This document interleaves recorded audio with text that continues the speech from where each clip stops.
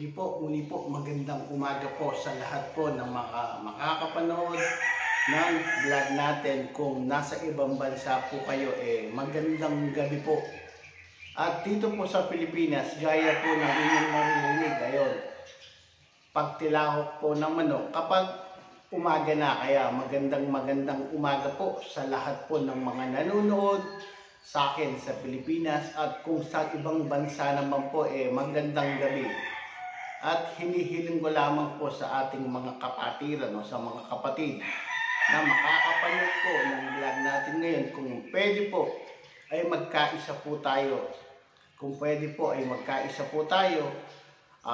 Mag-comment po kayo, paki-share po yung ating vlog ngayon, kasi napaka-importante po, napakahalaga po ng vlog natin ngayon. At mamaya po ay may panonoorin po tayo na isang video sa YouTube na isang vlogger na naman po. Isang vlogger na naman po na nagpapasikat. Ito po ay kamag-anak sigurado. Kamag-anak po sigurado ni na Epifanio Labrador at Aling Marie. Kasi ito po sigurong foreigner na ito. Ito po sigurong foreigner na ito, napanood niya. Na marami ang nanood. Na marami ang nag-react. At sumikat si Epifanio Labrador dahil tinuloksa niya, dahil pinagmumura niya, at pinagbantaan pa ang ating tagapamahalang pangkalatan, ang kapatid na Eduardo B. Manalo. Gayon din po si Aling Marie. Ganon din po ang ginawa. At ito pong vlogger na ating binabanggit din, napakagrabe po ang ginawa.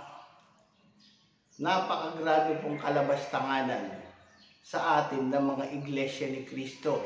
Ito po ay isang foreigner na vlogger sa ibang bansa, at yung isang lokal po natin doon sa ibang bansa o sa Amerika.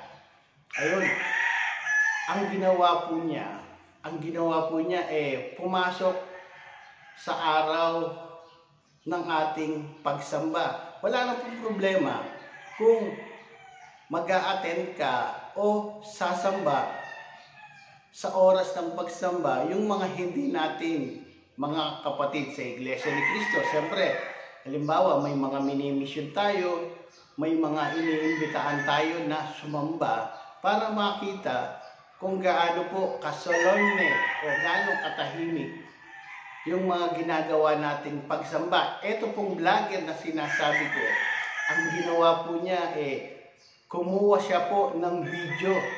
Kumuha po siya ng video sa oras at araw ng ating pagsamba. Ayun po. Kaya po napakabastos o walang iya ng taong ito.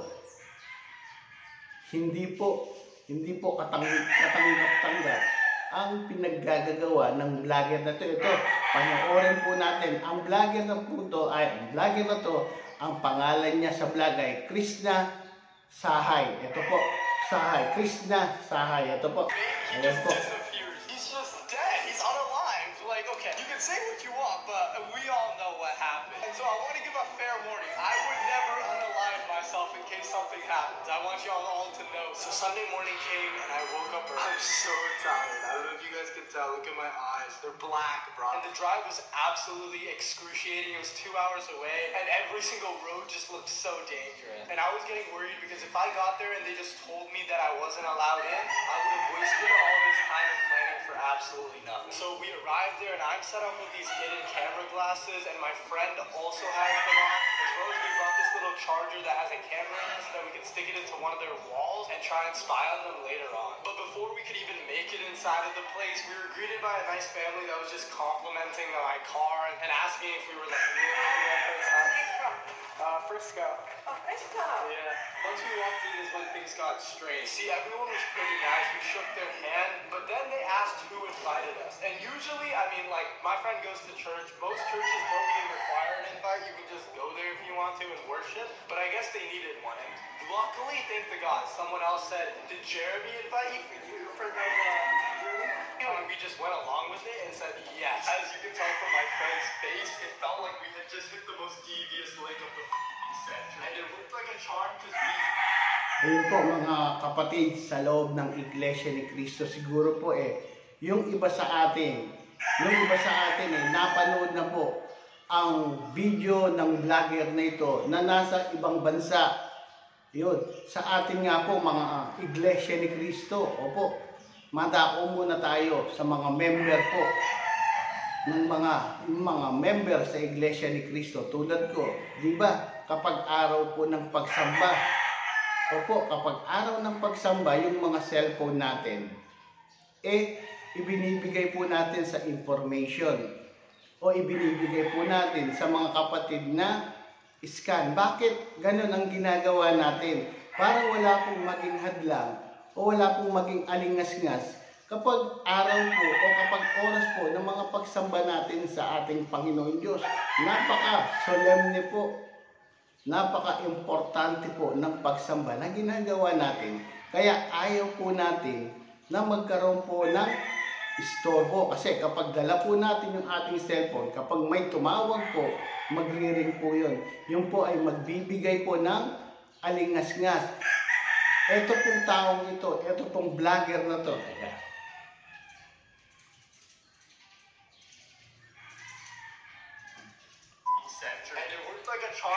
Ito pong vlogger na to, may ano po siya, may camera. Yan. And as soon as we walked in, everything just looked like a normal church at first. There was a choir, a couple people standing by the podium, but everything was about to change really quick. First thing we noticed, they started singing songs, which is normal, but the songs were just about suffering and pain.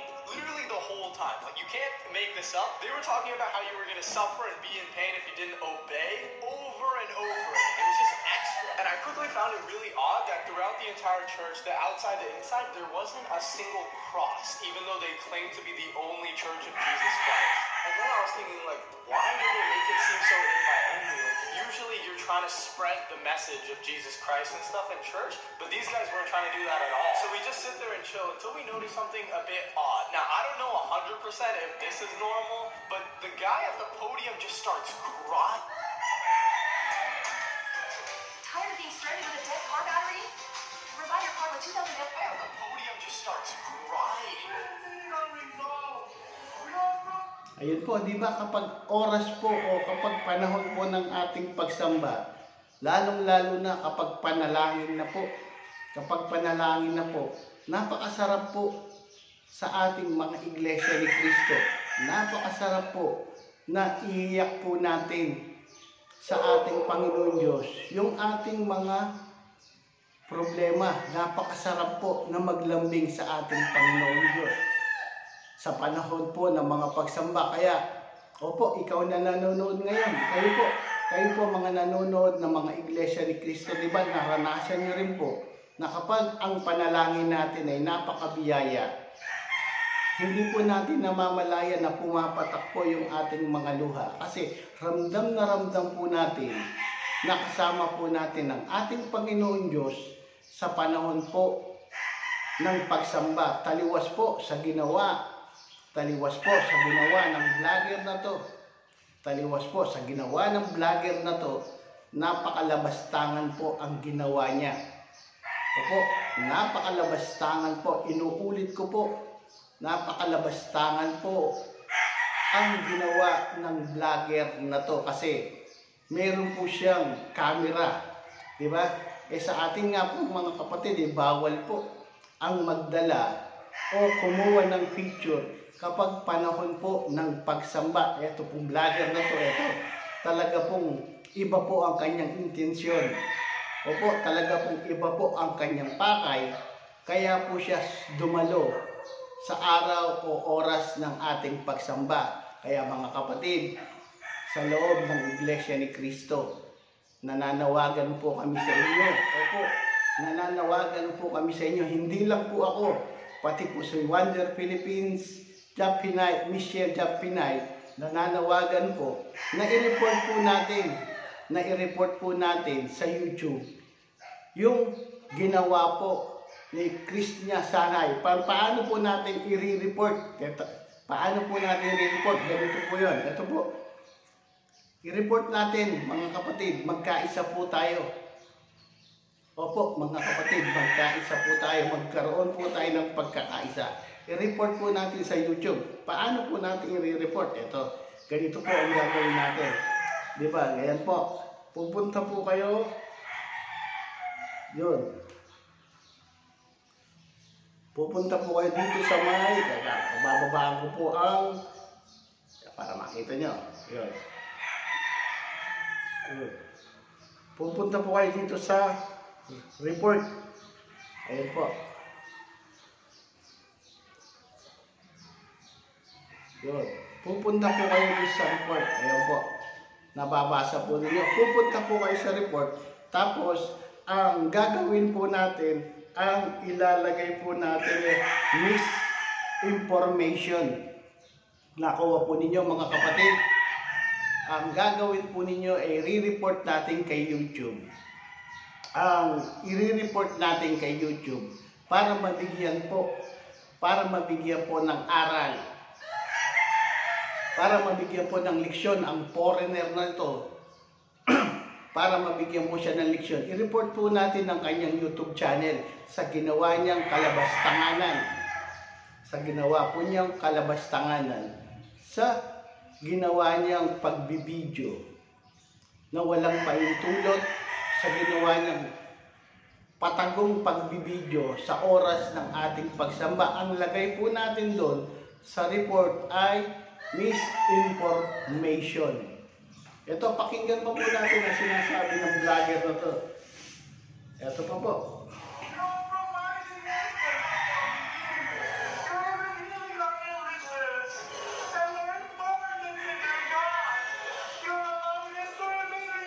He's like telling us about why we shouldn't drink alcohol. He's just crying about, oh, our Savior, oh my God. He's just falling out of control in tears. Like, you can't make this up. And I thought he's just bugging, right? But this is when things get super weird. Everybody in the church starts crying. I'm talking, everyone had a little handkerchief ready, and they were like, womp, womp, womp. Out of Diba? nowhere. Pambabastos po ang My ginagawa friend ng was like, this taong is ito. not normal. And I mean, it looked like everyone was pretending to do it. Like, no one was actually crying. They were all just pretending to be sad for some reason. I don't know why. But they go on to give us a huge lecture about why we shouldn't drink alcohol, which I totally agree. You probably shouldn't do that. And I noticed that they were talking a lot about how you would suffer in pain and get exiled if you didn't follow the instruction.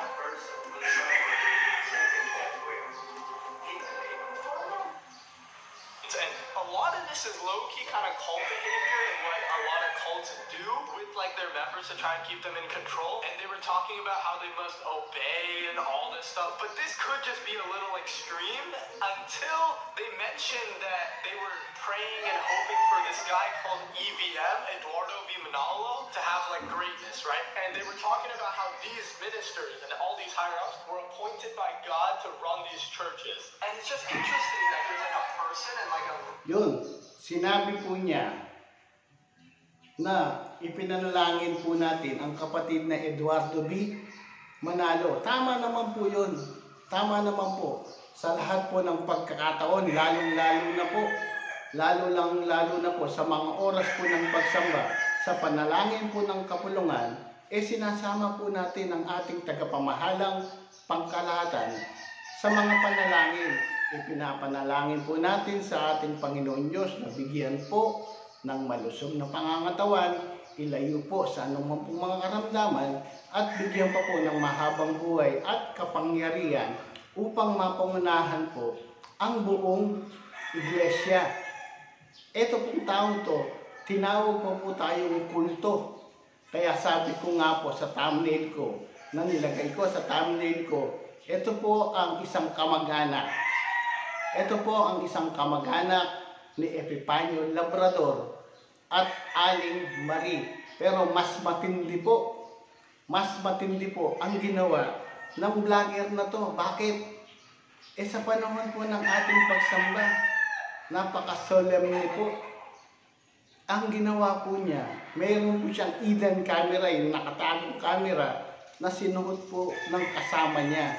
At tapos nag-picture pa po siya sa oras ng ating mga pagsamba. Kaya po, muli po, nananawagan po ako Nananawagan po kami ng mga vlogger, ng mga Iglesia ni Cristo sa kapatiran. Ano po ang panawagan namin sa inyo mga kapatid? Ano po ang panawagan namin sa inyo mga kapatid sa loob ng Iglesia ni Cristo sa buong Pilipinas? Magkaisa po tayo. Magkaisa po tayo. Sa paanong paraan? I-report po natin. I-report po natin sa YouTube yung ginawang pangbabastos, yung ginawang pag-aalipusta ng vlogger na to, na siya po ay si Krista Shahay. I-report po natin sa YouTube, tapos ilagay po natin doon sa report, misinformation. Diba mga kapatid, alam po natin sa ating mga kapatid, alam po ng mga kapatid sa loob ng Iglesia ni Cristo na dadaan po tayo talaga sa mga pagsubok, sa mga pag-uusig. Sabi ko nga po, nung dinodoktrinahan tayo, ipinagpauna na po ng mga nagdodoktrina sa atin, ng mga ministro, na makakasagupa tayo ng mga pag-uusig.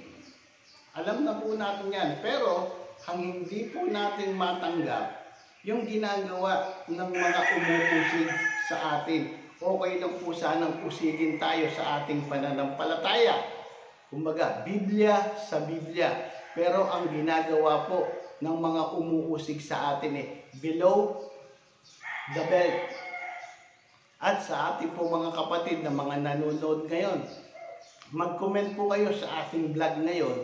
At kung maaari po, muli po, inihiling ko, kung maaari po sa lahat po ng mga kapatid sa loob ng Iglesia ni Cristo, pakishare po ang ating video ngayon para mas marami po ang makapanood at mas marami po ang mag-report sa YouTube channel ng vlogger na to. Siya po ay may 3,400,000 na subscriber. May 3 million na po siyang subscriber. Kaya po, bigyan po natin leksyon ang taong ito. I-report po natin sa YouTube para magkaroon po siya ng leksyon at mawala po ang kanyang YouTube channel. Pakinggan po natin ang sinasabi ng vlogger na to. Ito po, pakinggan po natin. Leader that's kind of being prayed for as well. And that's when we quickly realized that if we maybe try and befriend these guys and try and be nice to them and attend more events, just maybe we would actually be able to connect with the leader or a very higher up later on.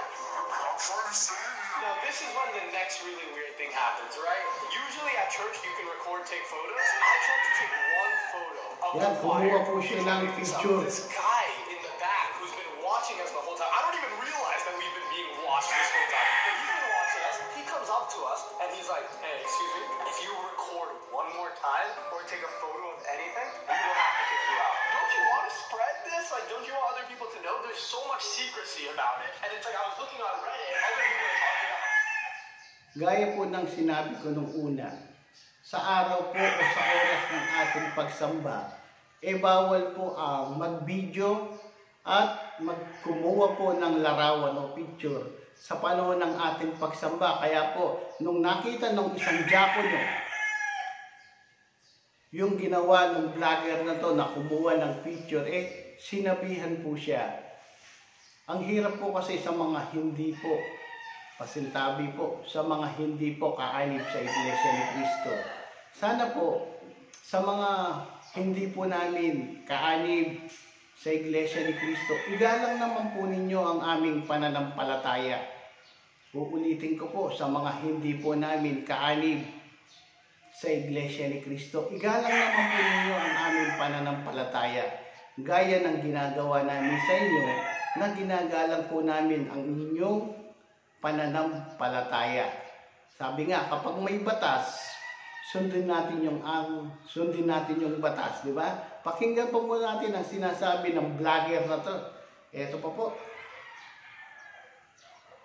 Reddit, other people are talking about how it's so secret figured it's so sus, like why are they acting like this? And now I low-key understand, because I try and take one photo and I get burned to be kicked out. Like I'm just trying to learn about y'all stuff, which I found really odd. But even with all of this, I wasn't 100% sure it was a cult yet. So as the event slowly came to an end, and I even donated money.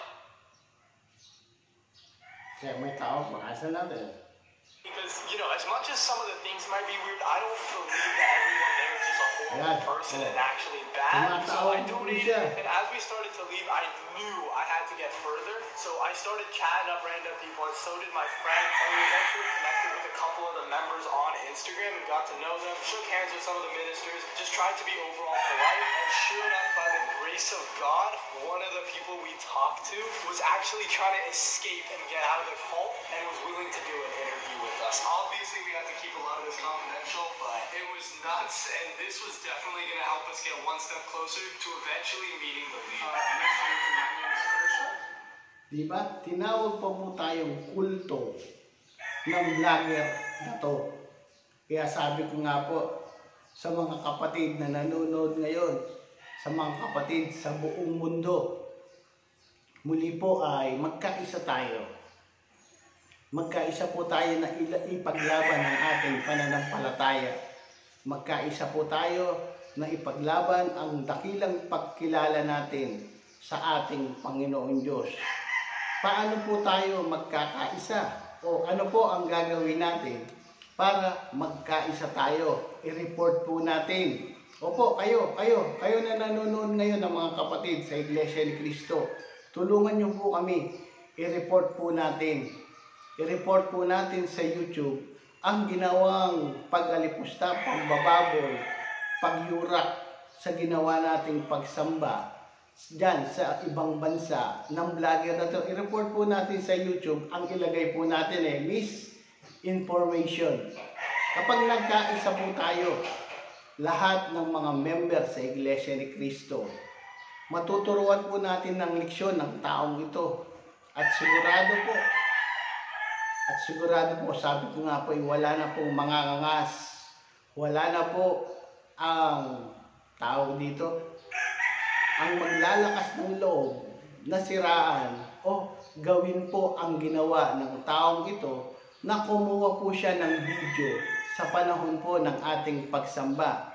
Kung kayo po ay bago pa lamang sa aking channel at ngayon pa lang po nakapanood ng ating mga vlog, paki-like, comment at subscribe po. At kung maaari po mga kapatid, inihiling ko po sa inyo, paki-share po ninyo yung ating vlog ngayon para mas marami po ang makapanood sa ginawa pong pag-alapusta, sa ginawa pong pambababoy, sa hindi po paggalang ng taong ito sa ginawa nating pagsamba. Ito po yung kanyang YouTube channel. Ito po. Makikita ko po sa inyo ang kanyang YouTube channel.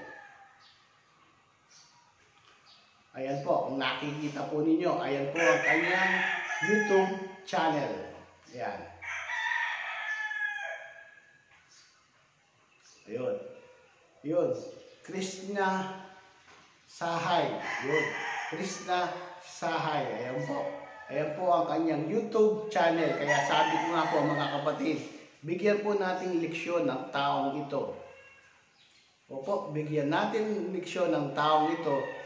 Goodbye 3 million subscriber. Di ba? Oo, bigyan po natin siya ng leksyon sa mga kapatid po na palaging nanonood sa mga vlog ko. Muli po, maraming salamat po. Maraming salamat po sa mga ginagawa niyo pong panonood sa mga vlog ko. At kung naririnig po ninyo, ang pagtilahok po ng mga manok kasi umaga po ngayon. Dapat po kagabi ako magbablog. Kaso ating gabi na po, nakakahiya po sa mga kapitbahay natin. Sabi ko nga po, dapat igalang din po natin yung karapatan ng ibang tao. Ngayon po umaga, kahit mag-ingay po tayo, kahit maggawa tayo ng maggawa, at sasabayan pa po tayo ng mga manok sa amin, napakagandang umaga po. Muli po, inuulit ko po, kagaya po ng sinabi po Kagaya po ng sinabi ng mga kapatid natin ng vlogger na nagbigay po ng reaction sa video ni Krishna Sahay, i-report po natin. I-report po natin sa YouTube at ang ilagay po natin sa report, pindutin po natin yung misinformation. Tapos, pakishare po ang aming mga video. Opo, pakishare po ang aming mga video, ang video po ni Wonder Philippines. Siguro po marami po mga kapatid ang nanonood sa kanya at po kay Michelle J. Pinay. Opo, kapatid po yan. At kay Tinig ng Karunungan. I-share po natin ang kanilang mga video mga kapatid. At kay Tanglaw TV. I-share po natin ang kanilang mga vlog para mas marami po ang makapanood ng mga kapatid at malaman nila po ang ginagawa ng vlogger na to, na ito po ay nasa ibang bansa o sa ibang bansa, sa ibang lokal po, sa abroad, ang ginawa ng vlogger na to. Muli po, good morning po mga kapatid.